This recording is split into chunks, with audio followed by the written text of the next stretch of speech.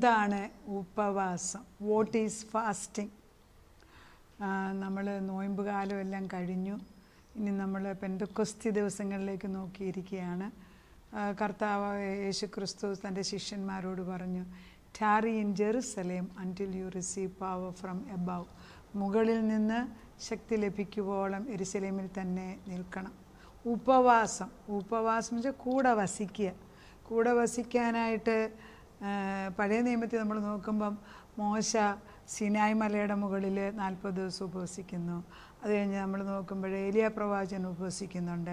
നമ്മൾ യേശു ക്രിസ്തുവിനെ കുറിച്ച് നോക്കുമ്പോൾ 40 ദിവസം ഉപവസിക്കുന്നുണ്ട്. അപ്പോൾ ഈ ഉപവാസ പ്രാർത്ഥനയുടെ എല്ലാ ഉദ്ദേശം നമ്മൾ പിതാവിൻ്റെ ദൈവത്തോടു കൂടെ വസിച്ച് കഴിയുമ്പോൾ നമ്മുടെ ജീവിതത്തിൽ ചില കാര്യങ്ങൾ നേടിയെടുക്കണമെങ്കിൽ ലോകപ്രകാരമായിട്ടുള്ള നിയമങ്ങൾ അപ്ലൈ ചെയ്താൽ ശരിയാകത്തില്ല. നമുക്ക് ഈ വികാരങ്ങളെയും വിചാരങ്ങളെയും ഇന്ദ്രിയങ്ങളെയും ഭരിക്കാൻ അറിയണം. എന്നിട്ട് നമ്മൾ അകത്തെ മനുഷ്യനെ പുഷ്ടിപ്പെടുത്താനാണ് ദൈവത്തോടു കൂടെ വസിക്കുന്നത്. യെശയ്യാ 58:6 വാക്യം. ഉപവാസം എന്ന് പറയുമ്പോൾ നമ്മുടെ ഹൃദയത്തിൽ ആദ്യം കൊള്ളേണ്ടിയ ഒരു വാക്യം യെശയ്യാ 58:6. 58 എങ്ങനെയുള്ള ഉപവാസമാണെന്ന്. എന്തിനാണ് ഉപവാസം എടുക്കുന്നത്? എന്തിനാണ് ദൈവത്തിൻ്റെ അടുക്ക പോയി ഇരിക്കുന്നത്? കർത്താവിനെ നേരിട്ട് എന്തിനാണ് കാണുന്നത്? മോശയെക്കുറിച്ച് കണ്ടപ്പം മോശയെ വിളിച്ച് മാറ്റിയപ്പം ഇസ്രായേൽ ജനതയെ അന്യായ ബന്ധനത്തിൽ നിന്നും സ്ലേവറിൽ നിന്നും രക്ഷിക്കാനാണെന്ന് ഓർക്കണം. എന്തിനാ യേശുക്രിസ്തുവിനെ ഭൂമിയിലേക്ക് അയച്ചത്? പിശാചിൻ്റെ അടിമത്തത്തിൽ നിന്നും നമ്മളെ രക്ഷിക്കാനാണെന്ന് ഓർക്കണം. അപ്പം വലിയ ദൗത്യങ്ങൾ ഏൽപ്പിക്കുന്നതിന് മുൻപ് ദൈവവുമായിട്ടുള്ള ബന്ധം സ്ഥാപിക്കുകയാണ്. എന്തിനാണ് ഉപവസിക്കുന്നതിനെ കുറിച്ച് വ്യക്തമായിട്ടും 58 പറയുന്നു. 58 യെശയ്യാവിൻ്റെ 6. അന്യായ ബന്ധനങ്ങളെ അഴിക്കുക. എന്താ നമ്മൾ പ്രാർത്ഥിക്കുമ്പോൾ? നുകത്തിൻ്റെ അമിക്കയറുകളെ അഴിക്കുക, പീഡിതരെ സ്വതന്ത്രമായി വിട്ടയക്കുക, എല്ലാ നുകത്തെയും തകർക്കുക. ഇതല്ലയോ എനിക്ക് ഇഷ്ടമുള്ള ഉപവാസം. അതാദ്യം എടുക്കാം. അന്യായ ബന്ധനങ്ങളെ അഴിക്കുക, നുകത്തിൻ്റെ അമിക്കയറുകളെ അഴിക്കുക, പീഡിതരെ സ്വതന്ത്രരാക്കി വിട്ടയക്കുക, എല്ലാ നുകത്തെയും തകർക്കുക. ഇതല്ലയോ എനിക്കിഷ്ടമുള്ളൂ. അപ്പോൾ ഒരു ഉപവാസം എടുക്കുന്നു എങ്കിൽ ഇത് നടന്നിരിക്കണം. അന്യായ ബന്ധനങ്ങൾ എന്ന് പറഞ്ഞാൽ നമ്മുടെ പ്രായം ചെന്നവരായിരിക്കാം, നമ്മുടെ കൊച്ചു മക്കളായിരിക്കാം, ചെറുപ്പക്കാരായിരിക്കാം. ഇവരെല്ലാം ഒരു കഷ്ടപ്പെട്ട് അധ്വാനിച്ച് ജോലി ചെയ്യുന്നുണ്ട്. പക്ഷേ അവരുടെ കൈയും കാലും കൂച്ചി കെട്ടി വെച്ചിരിക്കുകയാണ്. ചങ്ങലയിട്ട് കെട്ടി വെച്ചിരിക്കുക. അവരുദ്ദേശിക്കുന്ന തലത്തിലോട്ട് അവർക്ക് പറക്കാൻ ഒക്കുന്നില്ല. കാരണം ഇവരുടെ പുറത്ത് നുകം കെട്ടി വെച്ചിരിക്കുകയാണ്. ഈ കാളയുടെ നുകം കണ്ടിട്ടുണ്ട്, 2 നുകം. ആ കാളയുടെ നുകം എന്ന് പറയുന്നത് ആ റോഡ് അവൻ്റെ കഴുത്തേലോട്ട് കെട്ടി വെച്ചിട്ട് അതിൻ്റെ മേൽ കയറൂടെ കെട്ടിക്കഴിഞ്ഞാൽ കാളയ്ക്ക് ഇഷ്ടം പോലെ നീങ്ങാൻ ഒക്കൂല. 2 കാളയുടെയും പുറത്ത് നുകം വെച്ച് കഴിഞ്ഞാൽ പിന്നെ അതിൻ്റെ ഉടമസ്ഥൻ എങ്ങനെ നയിക്കുന്നു അതുപോലെ നയിക്കാനൊക്കത്തുള്ളൂ. അതുപോലെ വിശ്വാസികളാകുന്ന നമ്മുടെ മേലെല്ലാം നുകം കെട്ടിവെച്ചിരിക്കുകയാണ്. അത് നമ്മുടെ പഠിപ്പീരി കൊണ്ടോ ജന്മനാ കൊണ്ടോ പാപം കൊണ്ടോ എന്താണെന്ന് അറിഞ്ഞുകൂടാ, എങ്ങനെയാണെന്നല്ലേ ഇതുണ്ട്. പക്ഷേ ഇതൊക്കെ അഴിക്കാൻ ഈ ഉപവാസത്തിന് കഴിയുമെന്ന്. അന്യായമായിട്ടുള്ള ബന്ധനം എവിടെയുണ്ടോ അത് അഴിഞ്ഞു പോകണം ഉപവസിച്ച് കഴിയുമ്പം. നുകത്തിൻ്റെ അമിക്കയർ, ആരുടെയെല്ലാം കഴുത്തേലാണ് ഈ അമിക്കയർ കെട്ടിവെച്ചിരിക്കുന്നത്, അഴിഞ്ഞു പോയേക്കത്തുള്ളൂ. പീഡിച്ച് അതായത് പീഡരാണ്. പീഡിതരെ സ്വതന്ത്രമാക്കുക എന്ന് പറഞ്ഞാൽ നമുക്കിവിടെ നമ്മുടെ സ്വന്തം നാട്ടിൽ താമസിക്കുമ്പോൾ അത്രയും പീഡിതരത്തെക്കുറിച്ച് എത്തില്ല. പുറത്തൊരു ദേശത്ത് ചെന്നിട്ട് നമ്മൾ പ്രവാസികളെന്ന് നമ്മളെക്കുറിച്ച് അറിഞ്ഞു. അവിടെ അവരുടെ നിയമത്തിന് വിപരീതം ചെയ്ത് കണ്ടുപിടിച്ച് ജയിലിലിട്ട് അവിടെ കിടക്കും.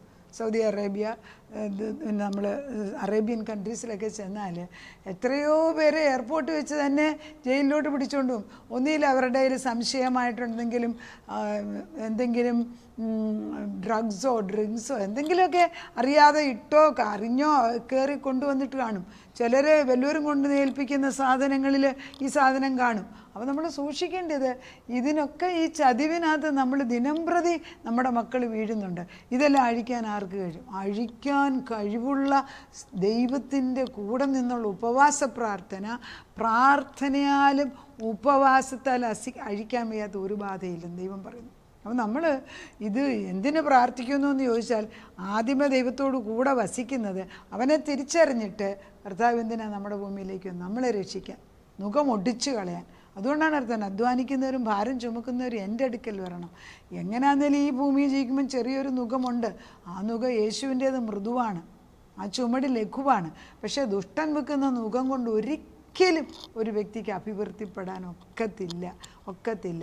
പിന്നെ അഭിവൃദ്ധിപ്പെടുന്ന ദുഷ്ടനുമായിട്ടൊരു കോമ്പാക്റ്റ് അല്ലെങ്കിൽ അഗ്രിമെൻ്റാണ്. അത് അവസാനം കുറേ കാലമൊക്കെ ഫ്ലറിഷ് ചെയ്യും. ഫ്ലറിഷ് ചെയ്യുമ്പം ദുഷ്ടനെ കുറച്ചൊന്ന് കഴിയുമ്പോൾ നോക്കിയാൽ കാണത്തില്ല, അവനെ പിന്നെ കണ്ടില്ല എന്ന് പറയുന്നുണ്ട് വേദപുസ്തകത്തിൽ. പ്രാദേശികമായ വൃക്ഷം പോലെ വളർത്തുന്ന, കുറച്ച് കഴിയുമ്പോൾ അവനെ കണ്ടില്ല. ആദ്യം വേണ്ടതെല്ലാം അങ്ങ് കൊടുക്കും, പക്ഷെ അവസാനം നാശത്തിലേക്ക്. അതല്ല ഞാൻ ഉദ്ദേശിക്കുന്നത്. നമ്മളോട് ദൈവം പറയുന്നത്, നീ ഉപവസിക്കുന്നുവെങ്കിൽ നീ മറ്റുള്ളവരുടെയും നിൻ്റെയും അന്യായ ബന്ധനങ്ങളെയൊക്കെ, ബന്ധനങ്ങൾ അന്യായമാണെന്ന് എങ്ങനെ തിരിച്ചറിയും? നമുക്കിപ്പം ഈ ബാബിലോണിയൻ ക്യാപ്റ്റിവിറ്റി എന്ന് പറയും. അതായത് ജോലി ചെയ്യണം 24 മണിക്കൂർ. പണ്ടൊക്കെ ടെലിഫോൺ മൊബൈൽ ഇല്ലാത്തപ്പോൾ, അല്ലെങ്കിൽ ഇൻ്റർനെറ്റ് ഇല്ലാത്തപ്പം വീട്ടിൽ വന്ന ജോലിക്ക് ചെയ്യേണ്ട, വീട്ടിലെ സ്വന്തം ഭാര്യയും മക്കളെയും അല്ലെ ഭാര്യയ്ക്ക് മക്കളെ ഭർത്താവിനെ നോക്കാനോ. ഇപ്പോഴും വീട്ടിൽ വന്നാൽ ജോലി തീരുന്നില്ലല്ലോ. നമ്മളിപ്പം മൊബൈലിന് അടിമത്വത്തിലായി. എന്ത് ഡെവലപ്മെൻറ്റ്, എന്ത് ഇമ്പ്രൂവ്മെൻറ്റ്. രാത്രിയും പകലും ജോലി ചെയ്താലും പോരാന്ന് പറയുന്ന ബോസ്. ചെറുപ്പക്കാരെ ജോലിക്ക് വരുന്നവർക്ക് പ്രൊമോഷൻ കൊടുക്കത്തില്ല. കാരണം they have to work hard 24 hours 7 days a week. എന്നാലും അവർക്ക് ഇഷ്ടപ്പെടത്തില്ല. These are things which are happening in the advanced countries. നമ്മുടെ പറയണ്ട, നമ്മുടെ ഇവിടെ പിന്നെ മടി അലസതയാണ്. നമ്മുടെ അന്യായ ബന്ധനങ്ങളുണ്ടെന്നും ഈ അന്യായ ബന്ധനങ്ങളെ അഴിച്ചു കളയാൻ നമുക്ക് അവകാശം. ഒന്നാമത് എൻ്റെ മേൽ അന്യായ ബന്ധനം ഉണ്ടോ? എൻ്റെ കഴുത്തിൻ്റെ മേൽ ഒരു നുകം വെച്ചിട്ടുണ്ടോ? ഇന്നത് അഴിഞ്ഞു പോകണം. കാരണം I am liberated by the power of the blood of Jesus Christ. അതിനാണ് പറഞ്ഞത് pleading the blood of Jesus Christ. ക്രിസ്തുവിൻ്റെ രക്തത്താൽ വീണ്ടെടുക്കപ്പെടണം. അപ്പം നമ്മളോട് ദൈവം പറയുന്ന പല കാര്യങ്ങൾ, നീ എൻ്റെ കൂടെ ഒന്ന് ഉപവസിക്കുകയാണെങ്കിൽ നീ കൺമോഹം, ജഡമോഹം, ജീവനപ്രതാപം, ഈ 3 കാര്യത്തിലാണല്ലോ ആദത്തിനും അവയ്ക്കും മണ്ടത്തരം പറ്റിയത്. 3 കാര്യവും. അതായത് ഈ മനുഷ്യർക്കെല്ലാം പണം, അതല്ല അധികാരം, പവർ, ഇതെല്ലാവർക്കും ആവശ്യമുണ്ട്, എല്ലാവർക്കും ആഗ്രഹമുണ്ട്.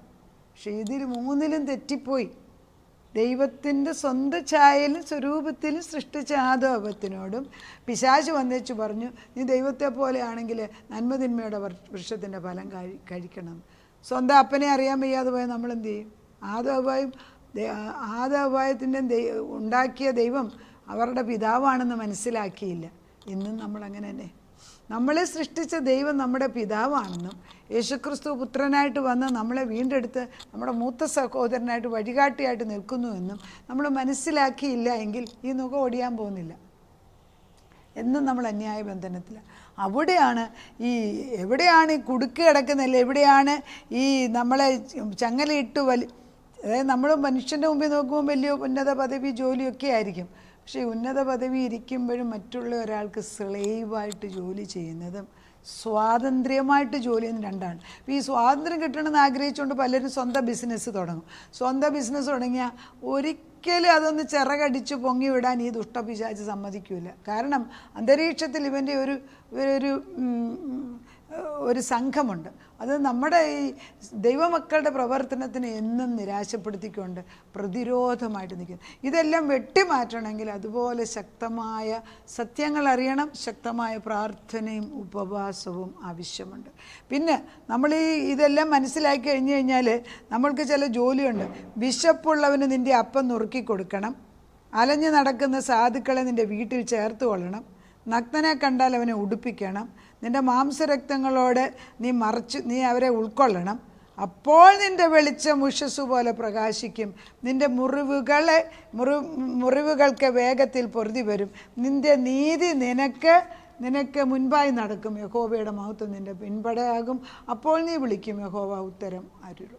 ദൈവം ഉത്തരം അരുളണമെങ്കിൽ ചില കണ്ടീഷൻസ് പറഞ്ഞിരിക്കുകയാണ്. അപ്പം നമ്മൾ ഈ നിയമത്തിൻ്റെ, പഴയ നിയമം പറയുന്ന നിയമത്തിനാണ്, നിയമത്തിനകത്ത് ചില കണ്ടീഷൻസ് എഴുതി അത് ചെയ്യണം. പുതിയ നിയമത്തിൽ ക്രിസ്തു വന്നതോടുകൂടി നമുക്ക് മുട്ടിച്ച് കഴിഞ്ഞിരിക്കുന്നു. പക്ഷെ സത്യം അറിഞ്ഞില്ലെങ്കിൽ എന്നാ പ്രയോജനം?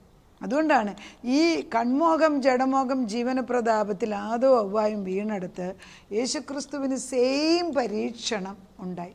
40 ദിവസം ഉപവസിച്ച് കഴിഞ്ഞപ്പോൾ, ലൂക്കോസിൻ്റെ സുവിശേഷം 4 നോക്കുകയാണെങ്കിൽ 40 ദിവസം ഉപവസിച്ച് കഴിഞ്ഞപ്പോൾ പരിശുദ്ധാത്മാവ്, പിശാചല്ല കേൾക്കണേ, വളരെ പ്രധാനപ്പെട്ട ചില പോയിന്റുകളാണ്. പരിശുദ്ധാത്മാവ് യേശുക്രിസ്തുവിനെ അങ്ങോട്ട് കൊണ്ടുവന്നു. അതായത് ഇങ്ങനെയാണ് 4-ാം അധ്യായത്തിൻ്റെ യേശുക്രിസ്തുവിൻ്റെ അടുക്കൽ പിശാച് 3 തരത്തിലുള്ള പരീക്ഷണം, കൺമോഹം, ജഡമോഹം, ജീവനപ്പം. അതായത് ഭക്ഷണം കഴിക്കാൻ വേണ്ടി 40 ദിവസം വിശന്നിരിക്കുന്ന യേശുവിൻ്റെ അടുക്കൽ പിശാച് വന്നേച്ച് പറയുകയാണ്, ഈ കല്ലിനെ നീ അപ്പമാക്കിക്കൂടെ എന്ന് ചോദിക്കുന്നു. അപ്പം മനുഷ്യൻ അപ്പം കൊണ്ട് മാത്രമല്ല ജീവിക്കുന്നത് എന്ന് എഴുതിയിരിക്കുന്നു, പിന്നെയോ ദൈവത്തിൻ്റെ വായിൽ നിന്ന് വരുന്ന വചനം കൊണ്ടാണെന്ന് കർത്താവ് പറഞ്ഞപ്പോൾ വചനം കൊണ്ട് നേരിട്ടു. അത് കഴിഞ്ഞിട്ട് പിശാച് മേലോട്ട് കൊണ്ടുപോയിട്ട് ലോകത്തിലെ സകല രാജ്യങ്ങളും കാണിച്ചു, എന്നെ ഒന്ന് നമസ്കരിക്ക്, മഹത്വം, പവർ. നമുക്ക് പവർ വേണമല്ലോ, നമുക്ക് എല്ലാവർക്കും ഉള്ളതാണ്. ഇതേ പരീക്ഷണം യേശുണ്ട്, വേറെ പുതിയ പരീക്ഷണം ഒന്നും അവനില്ലെന്നേ. 6000-7000 വർഷമായിട്ട് ഇതേ പരീക്ഷണമാണ് അവൻ ചെയ്യുന്നത്. ഇതേ കുഴിയിലാണ് നമ്മൾ വീഴുന്നത്. അവിടെ യേശു ജനിച്ചത് എങ്ങനെ? ഇതെല്ലാം എനിക്ക് തന്നിരിക്കുകയാണ്. അപ്പോൾ കർത്താവ് പറയുന്നു, നിൻ്റെ ദൈവമായ കർത്താവിനെ നമസ്കരിച്ച് അവനെ മാത്രമേ ആരാധിക്കാവൂ എന്ന് എഴുതിയിരിക്കുന്നു. ഉത്തരം കൊടുത്തു, അവിടെയും തോറ്റു. പിന്നെ അവൻ യെരുശലേമിനെ കൂട്ടിക്കൊണ്ടുപോയി ദേവാലയത്തിൻ്റെ അഗ്രത്തിൽ ചാടാൻ പറഞ്ഞു. നിൻ്റെ കാല് കല്ലിൽ തട്ടിപ്പോകാതിരിക്കാൻ ദൈവം തൻ്റെ ദൂതനോട് കൽപ്പിച്ചു. അപ്പോൾ എന്താ പറഞ്ഞത്? നിൻ്റെ ദൈവമായ കർത്താവിനെ നീ പരീക്ഷിക്കരുത്. 3 പരീക്ഷണങ്ങളിലും ക്രിസ്തു ജയമെടുത്തു. അതാണ് ഉപവാസം. 40 ദിവസം. ഞാൻ പറഞ്ഞു വന്ന പോയിന്റ് ഇതാണ്. കർത്താവ് യേശു ആത്മാവിൻ്റെ ശക്തിയോടെ ഗലീലയിലേക്ക് മടങ്ങിച്ചെന്നു. അപ്പോൾ ദൈവം 4-1 തുടങ്ങുന്നത് യേശു പരിശുദ്ധാത്മാവ് നിറഞ്ഞവനായി യോർദാൻ വിട്ടു മടങ്ങി, ആത്മാവ് അവനെ മരുഭൂമിയിലേക്ക് നടത്തി. എങ്ങോട്ട് കൊണ്ടുപോയി? പിശാച് അവനെ 40 ദിവസം പരീക്ഷിച്ചു. 40 ദിവസം പരിശുദ്ധാത്മാവാണ് മരുഭൂമിയിൽ കൊണ്ടുപോയി, പിശാചല്ല. പിശാച് 40 ദിവസം ചോണ്ടിക്കുകയാണ്, ഐഡിയാസ് ആൻഡ് തോട്ട്സ് ഇട്ടുകൊണ്ടിരിക്കുകയാണ്. നമ്മൾ വിചാരിക്കുന്നു ഒരു മനുഷ്യൻ പെട്ടെന്ന് കുഴിയിൽ വരുന്നു. പല പ്രാവശ്യം ഈ ചിന്തകൾ വന്നിട്ടാണ് ഒരു പ്രാവശ്യം വീഴുന്നത്. അതുകൊണ്ടാണ് വേലി കെട്ടണം എന്ന് ഞാൻ പറയുന്നത്. യേശുക്രിസ്തുവിന് വചനം കൊണ്ട് രക്ഷ നേടാൻ ഒത്തു. കൺമോഹം, ജഡമോഹം, ലോകത്തിൻ്റെ പ്രതാപം, ഇത് 3ഉം നമ്മളെ എന്നും അലട്ടിക്കൊണ്ടിരിക്കുകയാണ്. ഈ അലട്ടുന്ന ഈ ഒരു soul, spirit and body level, ആത്മാവിൻ്റെ തലവും ദേഹീയ തലത്തിലും എന്ന് ഈ പരീക്ഷണങ്ങൾ വന്നുകൊണ്ടിരിക്കുന്നിടത്ത് കർത്താവ് ജയിച്ച് കാണിച്ചു എങ്കിൽ നമുക്കും അത് സാധിക്കും. ഈ 1 യോഹന്നാൻ 2-ന്റെ 15 പറയുന്നത്, ലോകത്തെയും ലോകത്തിലുള്ളതിനെയും സ്നേഹിക്കരുത്. സ്നേഹിക്കരുതെന്ന് പറയുമ്പോൾ അതിനോട് അറ്റാച്ച്മെൻറ്റ് വരരുതെന്ന്. നമ്മൾ ഭൂമിയിൽ ജീവിക്കുമ്പം കാര്യങ്ങൾ ചെയ്തെടുക്കുക, അതല്ല ഉദ്ദേശിക്കുന്നത്. അതിനോടൊരു പ്രത്യേക ഒരു ആസക്തി അതുണ്ടാകരുതെന്നാണ് അതുകൊണ്ട് ഉദ്ദേശിക്കുന്നത്. ഒരുവൻ ലോകത്തെ സ്നേഹിക്കുന്നുവെങ്കിൽ അവനിൽ പിതാവിൻ്റെ സ്നേഹമില്ല. We have a choice. ഈ ലോകത്ത് ജീവിക്കുമ്പം അകത്തെ മനുഷ്യനെ ജീവിപ്പിക്കാനായിട്ട് ദൈവം സൃഷ്ടിച്ചതെല്ലാം മറച്ചു വെച്ചേച്ച് പുറത്തെ മനുഷ്യനെ, അത് ഈ ചെറുപ്പക്കാരെല്ലാം ഈ പുറത്തെ മനുഷ്യനെ മാത്രമേ ഇപ്പോൾ ചിന്തിക്കുന്നുള്ളൂ. അവരെത്ര ചെറുപ്പത്തിൽ വചനം പഠിപ്പിച്ചാലും ഒരു കാലത്ത് ഇത് മറന്നങ്ങ് നടക്കുകയാണ്. പക്ഷെ ദൈവം ഓർപ്പിച്ച് തിരിച്ചു കൊണ്ടുവരും. കാരണം ഇവിടെ പുറയിൽ ആരെങ്കിലും പ്രാർത്ഥിച്ചാൽ മതി. ഒരുവൻ ലോകത്തെ സ്നേഹിക്കുന്നുവെങ്കിൽ അവനിൽ പിതാവിൻ്റെ സ്നേഹം ഇല്ല. ജഡമോഹം, കൺമോഹം, ജീവനത്തിൻ്റെ പ്രതാപം, ഇങ്ങനെ ലോകത്തിലുള്ളത് എല്ലാം പിതാവിൽ നിന്നല്ല. ഉണ്ട്. ഈ കാണുന്ന ഒന്നും പിതാവിൽ നിന്നല്ല, ലോകത്തിൽ നിന്നത്രയാകുന്നു. അപ്പം അപ്പന് ഇഷ്ടമുള്ളത് എനിക്ക് മതിയെന്ന് പുത്രൻ പറയാൻ തയ്യാറാണ്. അത് യേശുക്രിസ്തു ചെയ്ത് കാണിച്ചു. നമുക്കും അത് ചെയ്തേ പറ്റൂ. അത് ഈ പിതാവിനോടും പുത്രനോടുമുള്ള സ്നേഹം കൊണ്ടാണ്. അതായത് ഒരു വ്യക്തി, ഒരു ഭാര്യ ഒരു ഭർത്താവിനെ സ്നേഹിക്കുന്നതും ഒരു ഭർത്താവ് ഭാര്യയെ സ്നേഹിക്കുന്നതും യഥാർത്ഥ സ്നേഹത്തിലാണെങ്കിൽ അതൊരു പ്രശ്നമല്ല. അത് ഏത് പ്രശ്നം വരുമ്പോൾ അവർ കൂടുതൽ അടുക്കത്തേ ഉള്ളൂ. അന്നേരം ഇട്ടേച്ച് ഓടിപ്പോയിട്ട് വസ്ത്രം ഊരുന്ന പോലെ ഞാൻ വേറെ ആളുടെ പോകുമെന്ന് പറയുന്നത്. അതായത് in the beginning itself there was no love. അപ്പം നമ്മൾ ദൈവത്തെ സ്നേഹിക്കുന്നത് ഇങ്ങനെ തന്നെ ആദ്യം. അതുകൊണ്ട് ഇത് ഞാൻ കുറ്റമല്ല പറയുന്നത്, this is the human nature. പക്ഷേ കഷ്ടം വന്ന് ദരിദ്രം വന്ന് സഹായിക്കാൻ ആരും ഇല്ലാത്തപ്പോൾ യേശു മാത്രമേ ഉള്ളെന്ന് മനസ്സിലാക്കി കഴിയുമ്പം വേറൊരു സ്നേഹം തുടങ്ങും. അതാണ് ആത്മാവിൻ്റെ സ്നേഹം. ആ സ്നേഹത്തിൽ തുടങ്ങിയാണ് വിവാഹ ജീവിതവും നിലനിൽക്കും. അല്ലാത്തത് ആദ്യത്തെ സ്നേഹം ജഡസ്നേഹമാണ്. അതുകൊണ്ട് അവിടെ ഡിവോഴ്സ് ഉണ്ടാകാതിരിക്കത്തില്ല, അത് സാധിക്കും. പക്ഷേ ദൈവം ആ സ്നേഹത്തെ അല്ല കവനൻറ്റിൽ ഉദ്ദേശിച്ചത്. You should be bound together by that eternal love of the father. പിതാവിൻ്റെ സ്നേഹം, പിതാവിൻ്റെ സ്നേഹത്തിൻ്റെ ആഴെന്ന് പറയുമ്പം യോഹന്നാൻ്റെ 3:16 ദൈവം തൻ്റെ പുത്രനെ ലോകത്തിലേക്ക് അയച്ചത് തൻ്റെ പുത്രൻ്റെ മരണത്തോടുകൂടി നമുക്ക് നിത്യരക്ഷ തരാൻ. അപ്പോൾ ഒരാളിവിടെ സഫർ ചെയ്യുന്നുണ്ട്, അപ്പം പലപ്പോഴും അധിക സ്നേഹം വരുമ്പോൾ ഈ വിശുദ്ധന്മാർ പ്രാർത്ഥിക്കുന്നു, കർത്താവേ നിൻ്റെ ഈ യാതനകൾ ഞാനും കൂടെ നിന്ന് സഹിക്കാമെന്നവർ പറയും. അതൊരു പ്രത്യേക വരമാണ്, കഷ്ടത്തിൻ്റെ വരം. എല്ലാവരും ചോദിക്കത്തില്ല. അതാണ് ജീവിതത്തിൽ സ്നേഹം വരുമ്പോൾ ഇതൊന്നും പ്രശ്നമല്ല. കർത്താവ് പറയുന്നത് ലോകവും അതിൻ്റെ മോഹവും ഒഴിഞ്ഞു പോകുന്നു, ദൈവേഷ്ടം ചെയ്യുന്നവനോ എന്നേക്കും ഇരിക്കും. അപ്പോൾ ദൈവത്തിൻ്റെ ഇഷ്ടം, അതായത് ആദ്യ പ്രൈമറി ഡ്യൂട്ടി ദൈവം ഉണ്ടെന്നറിയണം. 2, ദൈവം എൻ്റെ പിതാവാണെന്ന് മനസ്സിലാക്കണം. പുത്രൻ തമ്പുരാൻ്റെ രക്തത്താൽ എന്നെ വീണ്ടെടുത്തു എന്ന് മനസ്സിലാക്കണം. അപ്പോൾ ഞാനും പിതാവും സ്വർഗരാജ്യത്തിൻ്റെ അവകാശികളായി നമുക്ക് നിത്യരക്ഷ കിട്ടിക്കഴിഞ്ഞു. ഇനി എൻ്റെ കാഴ്ചപ്പാട് നിത്യരക്ഷയിലുള്ളതാണ്, അതായത് അകത്തെ മനുഷ്യനെ പുഷ്ടിപ്പെടുത്തുന്നതാണ്. അവിടെയാണ് നമ്മൾ ദൈവത്തിൻ്റെ മഹത്വത്തെ കാണുന്നത്. അപ്പോൾ ഈ പറയുന്ന പ്രോബ്ലങ്ങളൊന്നും, കൺമോഹം, ജഡമോഹം, ജീവനത്തിന്, ഇതൊന്നും തൊടാനൊക്കത്തില്ല. ആ ലെവലാകുമ്പോഴത്തേക്ക് മെച്യൂരിറ്റി ആകുന്നുണ്ട്. പിന്നെ അത് കണ്ടുപിടിച്ചിട്ടുള്ളവർ, അത് പഠിച്ചിട്ടുള്ളവർ മറ്റുള്ളവരെ പഠിപ്പിക്കുക. അതാണ് ഉപവാസം കൊണ്ട് ഉദ്ദേശിക്കുന്നത്. അല്പകാലം ലോകത്തിൻ്റെ സകല പ്രചോദനങ്ങളിൽ നിന്നും അതിൻ്റെ ഈ മാടി വിളിക്കുന്ന സ്നേഹത്തിൽ, ലോകത്തിൻ്റെ സ്നേഹത്തിൽ നിന്ന് മാറ്റി നിർത്തി ദൈവത്തോട് കൂടെ നിന്ന് ശക്തി പ്രാപിച്ച് അകത്തെ മനുഷ്യനെ പുഷ്ടിപിടിപ്പിച്ച് ദൈവത്തിന് വേണ്ടി ദൈവരാജ്യം സ്വർഗത്തിൽ കൊണ്ടുവരിക. അതാണ് നമ്മുടെ ജോലി. അതിനുവേണ്ടി നമ്മൾ നമ്മുടെ തലമുറകൾക്ക് വേണ്ടിയും പ്രാർത്ഥിക്കാം. അതിനുവേണ്ടി ദൈവം അവരെ എടുത്ത് ഉപയോഗിക്കട്ടെ. നാഥ, നിൻ്റെ കരങ്ങളിലേക്ക് ഞങ്ങളെ തന്നെ ഏൽപ്പിക്കുകയാണ്. ഉപവസിക്കുക എന്ന് പറഞ്ഞാൽ നിൻ്റെ കൂടെ വസിക്കുക. ആരുടെ കൂടെ വസിക്കുന്നു അവരുടെ സ്വഭാവം ക്രമേണ ഉണ്ടാകും. അതുകൊണ്ട് മുല്ലപ്പൂമണം ഏറ്റുകിടക്കും കല്ലിനുമുണ്ടൊരു സൗരഭ്യം. അത് ആരുടെ മണമാണ്? ആ മുല്ലപ്പൂവിൻ്റെ മണം എത്ര മനോഹരമായിട്ട് ആ കല്ലിൻ്റെ മേൽ പതിയുന്നത് പോലെ കർത്താവേ, നിന്നോട് ചേർന്ന് നിന്ന് ജീവിക്കാനുള്ള ഒരു വാഞ്ച, ഇഷ്ടം, ആഗ്രഹം ഇട്ടുതരണമെന്ന് നിന്നോട് പ്രാർത്ഥിക്കുന്നു.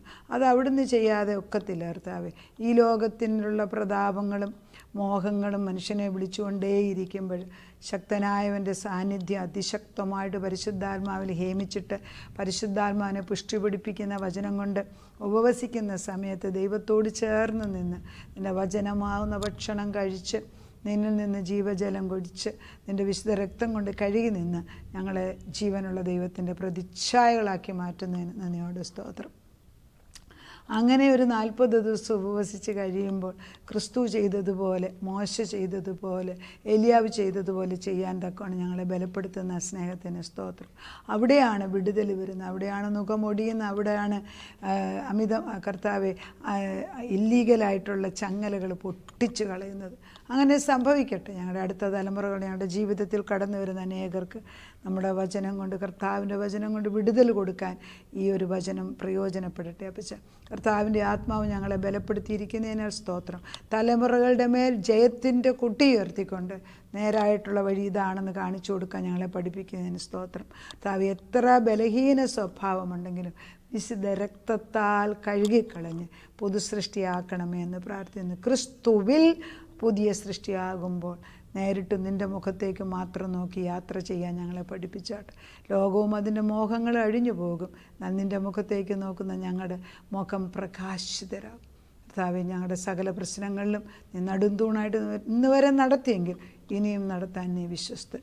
ബലഹീനതയിൽ ബലം തരുന്നവൻ, അവിശ്വസ്തതയിൽ വിശ്വസ്തത കാണിക്കും. ഞങ്ങളോട് സഹതാപമായിട്ട് പ്രവർത്തിക്കുന്ന ഒരു വലിയ സഹോദരനായിട്ട് യേശു നിൽക്കുമ്പോൾ പിതാവിൻ്റെ സ്നേഹം മനസ്സിലാക്കി ഒരു ഭവനത്തിൻ്റെ അംഗങ്ങളാക്കി മാറ്റിയതിന് നന്ദി പറയുന്നു. പ്രാർത്ഥന കേട്ട് ഞങ്ങളെയും ഞങ്ങളുടെ കുടുംബങ്ങളെയും വീണ്ടെടുത്തതിന് നന്ദി. യേശു ക്രിസ്തുവിൻ്റെ പൊന്നുനാമത്തിൽ തന്നെ ആമേൻ.